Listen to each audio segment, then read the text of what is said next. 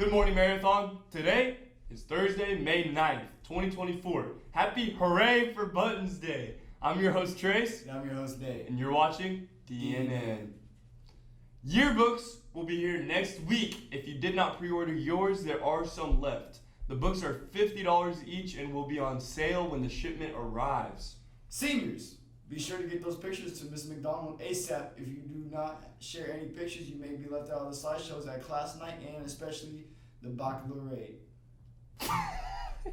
Congratulations to the freshman class who won the Clash of Classes, earning themselves a beach day.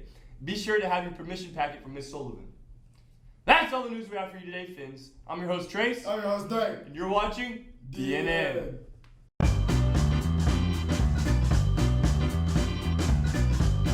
Good morning, Marathon. Welcome back to the prize wheel. This is one of our last ones of the year.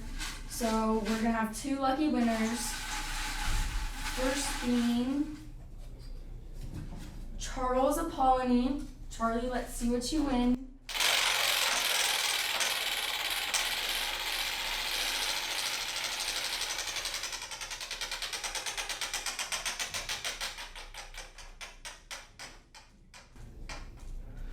Grab a bag. Charlie, you just won a grab a bag. Our second winner is Jaden Rossetti. Jaden, let's see what you won.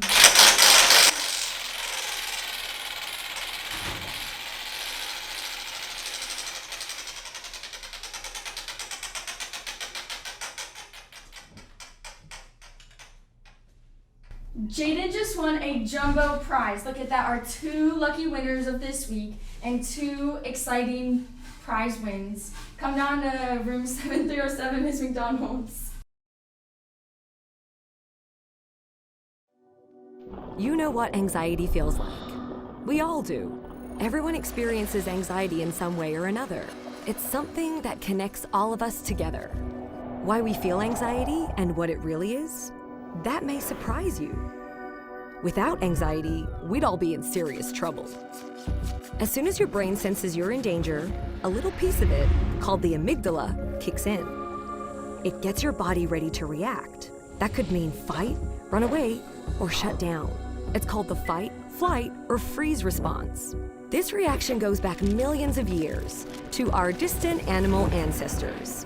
Animals whose amygdalae were more sensitive to danger were more likely to stay alive and off the menu. Over millions of generations, this developed into the system we all know as anxiety. So you see, anxiety itself is not all bad.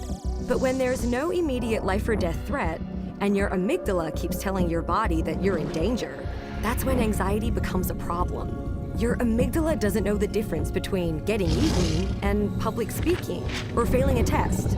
Human society has only existed for a relatively short time.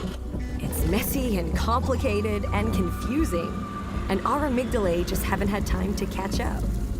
So sometimes, when we're in uncomfortable situations, our brains misread the risk and overreact. Our hearts beat faster and we breathe heavily, pulling more oxygen into our bodies. The muscles in our arms and legs tense up and fill with blood. Our skin perspires to cool us down. This would all be great if we needed to fight or run, but instead, we just feel tense and sweaty. Sometimes our minds go blank and we feel like we can't move or talk. That would be great if we needed to hide. Instead, we just feel stuck. When things trigger our anxiety, sometimes we try to avoid them, like our ancestors avoiding a predator. But that can cause problems when those triggers are important parts of life, like going to school or meeting new people, things that won't just give up and go away. So how does knowing all this help? Well, it starts with remembering what's really going on. There's nothing physically wrong with you. It's just your amygdala trying to tell you it thinks you're in danger, even if it gets confused about how much danger you're really in. Understanding why we feel anxiety is an important step in learning to manage it.